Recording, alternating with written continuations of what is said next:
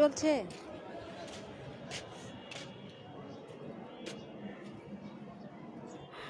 তো সেদিন তো সবার সাথে বারবিকিউ করে খেলো, আপনারা দেখলেন।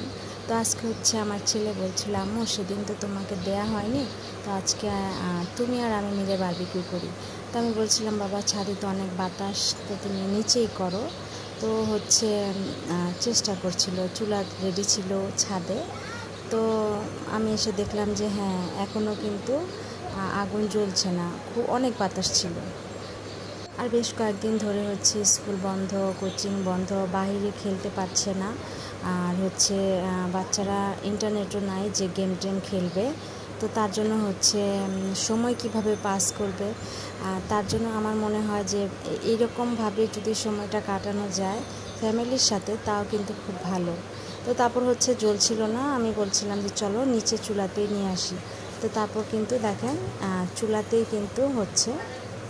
তো সেদিন তো মুরগি দিয়ে করেছিল, তো আজকে হচ্ছে কয়েক টুকরা গরুর মাংস বের করে দিয়েছি, সেটা দিয়ে কিন্তু খুব সুন্দর হয়েছে। এই যে দেখেন, মাশাআল্লাহ, খেতেও কিন্তু খুব মজা হয়েছে।